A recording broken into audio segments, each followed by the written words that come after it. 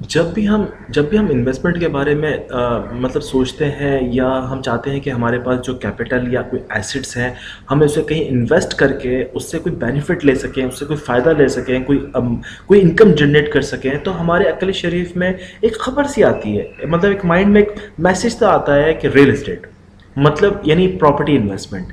और आपको आपको तो मालूम ही है कि पाकिस्तान के अंदर प्रॉपर्टी के प्राइसेस जो हैं वो डे बाय डे बढ़ते ही चले जा रहे हैं। रेंट को देख लें आप प्रॉपर्टी के प्राइसेस को देख लें। तो यानी इसकी वजह क्या है? इसकी मेन जो वजह है कि बड़े शहरों में जो है आबादी जो है वो रोज़ बर रोज़ मतलब बढ़ती ही चली जा रही है। इसके बरक्स ज़मीन उतनी की उतनी ही है। और हकीकत तो ये है कि यहीं पर आपको यानी कि कह लें कि लोवेस्ट रिस्क और मतलब हाईएस्ट रिटर्न आपको मिल सकता है। और अगर आप थोड़ा सा रिस्क और दिमाग का, अक्ल शरीफ का इस्तेमाल कीजिए, और ये इन्हीं रास्तों में से एक है जो आपको जल्द से जल्द अमीर तरीन बना सकता है। तो मैं आज आपसे कुछ टिप जो है वो शेयर करना चाहूँगा, जो मेरे 12-15 सालों का तजुर्बा है दुबई रियल एस्टेट से, पाकिस्तान रियल एस्टेट से, जो मतलब मुंसलिक है मेरा तजुर्बा। तो चलिए शुरू करते हैं।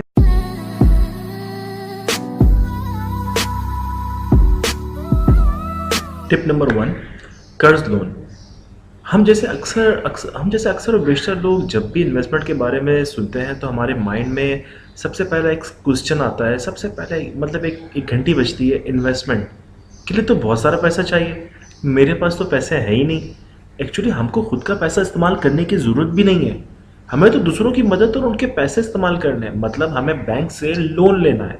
और सवाल पैदा ये होता है कि बैंक कैसे लोन देगा, क्यों लोन देगा, किस बिना पे लोन देगा। बैंक आपको लोन आपके घर के बेस पे देगा जिसमें आप अभी रहते हो। अच्छा, घबराएं मत कि अरे इस तरह तो मुझे अपना घर गिरवी रखना पड़ेगा, ये क्वेश्चन आपके दिमाग में आ रहा है।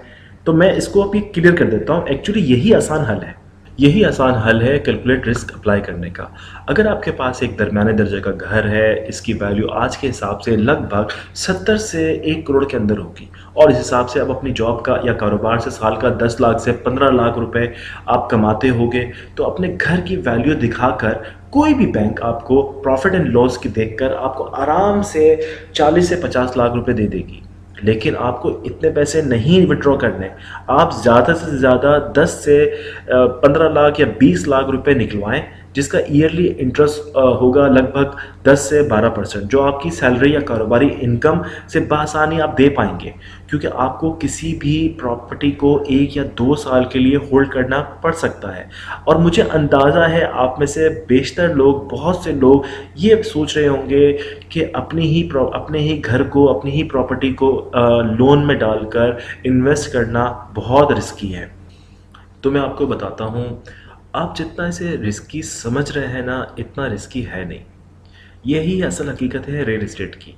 ये कोई स्टॉक मार्केट तो है नहीं कि कल आपने कुछ शेयर्स खरीदे 300 फी यूनिट के हिसाब से, और कुछ ही घंटों में और कुछ ही दिनों में वो फी यूनिट जो आपका है वो 300 से 30 रुपए पे आ गया। एक्चुअली ये रियल एस्टेट है, ऐसा होता नहीं है। चले चले मैं आपको तफसील से बताता हूँ रियल एस्टेट में आपके साथ बुरे से बुरा क्या हो सकता है। अगर आपने अपने हिसाब से रिस्क ले लिया, एक प्रॉपर्टी आपने बाइंग कर ली, सपोज़ आपने एक प्रॉपर्टी को अच्छे तरीके से स्टडी किया, उसके बाद आपने उसमें 20 से 15 से 20 लाख 25 लाख रुपए की आपने इस पर इन्वेस्टमेंट भी कर दी, कोई प्लॉट आपने बाइंग कर लिया, या कोई यूनिट से जो है पेमेंट प्लान के हिसाब से कोई आपने प्रॉपर्टी बाइंग कर ली, तो यहाँ आपके साथ बहुत अच्छे चांसेस है आपको फ़ायदा होगा। पर फिर भी आपके साथ बुरे से बुरा क्या हो सकता है? यहाँ सबसे बुरा ये हो सकता है कि आपने जो प्रॉपर्टी बाइंग की है उसकी प्राइसेस ही नहीं बढ़ रहे, यानी उसकी जो वैल्यूएशन है वो वहीं स्टक हो गई है।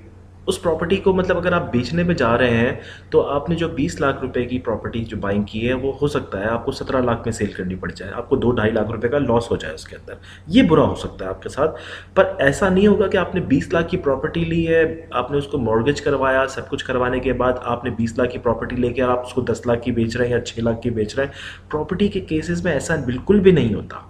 और प्रॉपर्टी के केसेस में जो है आपने जो आपने बैंक से जो मॉर्गेज की है प्रॉपर्टी, अपनी जो आपकी जो इनकम है, जो आपकी जो कारोबारी इनकम है, आप उससे उसकी इंस्टॉलमेंट पे करें और उसको होल्ड करें। वक्त आने के ऊपर आपको वो प्रॉफिट दे के ही जाएगी। ऐसा नहीं है कि आप बिल्कुल लॉस में चले जाएंगे, आपको नुकसान हो जाएगा, ऐसा कुछ ही नहीं होगा। इसीलिए मैंने आपको शुरू में ही कहा था कि आपको जो बैंक लोन दे, उस लोन से आप कम पेमेंट वाली, मतलब कम अमाउंट जो है विड्रॉ करके छोटी इन्वेस्टमेंट करें, ताकि आपको एक फ़ायदा अच्छा मिले, और ना कि आप एक बड़ा इन्वेस्टमेंट लेके, एक लाइबिलिटी लेकर अपने सर पर, और आप मज़ीद मतलब उसको आप अपनी इंस्टॉलमेंट भी भर रहे हैं और आपकी प्रॉपर्टी जो है वो उसके प्राइसेस नहीं बढ़ रहे और आप स्टक हो चुके हैं। तो मैंने यही कह सकता हूँ कि यही आपके साथ ज़्यादा बुरा हो सकता है। इसके अलावा कोई चांसेस नहीं है बुरा होने के आपके साथ। इस पैसे को आप रियल एस्टेट में इन्वेस्ट कीजिए, ये थी टिप नंबर 1। और इस तरीके से रियल एस्टेट में इन्वेस्ट करना स्टार्ट कर सकते हैं। और अब हम चलते हैं टिप नंबर 2 की तरफ, पार्टनरशिप या तावन। पार्टनरशिप हमारे माइंड में बिजनेस के टाइम में ही आती है, इन्वेस्टमेंट के टाइम में कोई नहीं आती, जो कि गलत फेल है। क्योंकि एक इन्वेस्टमेंट में पार्टनरशिप करके आप बहुत सारी अपॉर्चुनिटी इन्वेस्टमेंट में आप बढ़ा सकते हो। सपोज़ आपकी नज़र में एक प्रॉपर्टी है, इन्वेस्टमेंट के लिए काफ़ी फ़ायदेमंद है। इसकी प्राइस मिसाल के तौर पर 1 करोड़ है और आपके पास लगभग 20 से 40 लाख रुपए मौजूद हैं। तो यहाँ आपको कुछ पार्टनर्स को अपने साथ मिलाना पड़ेगा।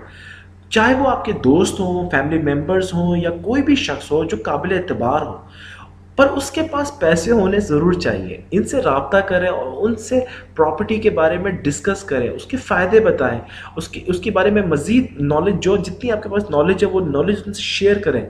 लेकिन ये ज़रूर बतलाएं कि वो इन्वेस्ट अपने रिस्क पर करें, आपके रिस्क पर नहीं। तो इस तरह से आपको अपनी अपनी इन्वेस्टमेंट को म्यार को बढ़ा सकते हो, इन्वेस्टमेंट में मज़ीद पार्टनर्स को जोड़कर। तो ये थी हमारी टिप नंबर 2। अब हम बात करेंगे टिप नंबर 3 की, बेहतरीन लोकेशन। बेहतरीन लोकेशन पर प्रॉपर्टी यानी आम सा घर या खाली प्लॉट। नॉर्मली हम जब भी किसी प्रॉपर्टी को देखने जाते हैं तो हम सबसे सबसे पहले ये देखते हैं कि वो कितनी अच्छी लुक वाइज है, क्या क्या लगा हुआ है इस प्रॉपर्टी में। लेकिन एज ए इन्वेस्टर आपको ये सब बातों पर गौर नहीं करना। आपको एक अच्छे इलाके की तलाश करनी है, यानी एरिया जो रहायश के एतबार से डेवलप हो, वहाँ वहाँ प्रॉपर्टी की कीमत अच्छी हो, बुनियादी सहूलतें मौजूद हों, यानी hospital, school, park, play area, stores, ये सब चीज़ें वहाँ मौजूद होनी चाहिए। इस जगह पर आपको सबसे पहले नॉर्मल प्राइस वाली जगह को तलाश करना है, जो जो लुक वाइज अच्छी ना हो, क्योंकि वो प्रॉपर्टी आपको कम कीमत पर मिल जाएगी और आप अपने थोड़ी सी इन्वेस्टमेंट करके उस प्रॉपर्टी को आप महंगी प्रॉपर्टी में तब्दील कर सकते हो, क्योंकि वो एरिया ऑलरेडी जो है मतलब महंगा है, पूरे तरीके से डेवलप है। तो आपको हर वक्त किसी भी अच्छे एरिया की नॉर्मल से नॉर्मल प्रॉपर्टी की तलाश करनी है एज ए इन्वेस्टर। तो दोस्तों, तो मुझे उम्मीद है कि आपको आज की ये वीडियो पसंद आई होगी। अगर आपको ये वीडियो अच्छी लगी हो तो इसे लाइक करना और सब्सक्राइब करना ना भूलिएगा, और पास दिए गए बेल के आइकॉन पर प्रेस कीजिए ताकि मेरी तमाम जो नई आने वाली वीडियो है वो सबसे पहले आप तक पहुँचे। और इजाज़त लेने से पहले थैंक्स फॉर वॉचिंग, दुआ में याद रखिएगा। अल्लाह हाफ़िज़।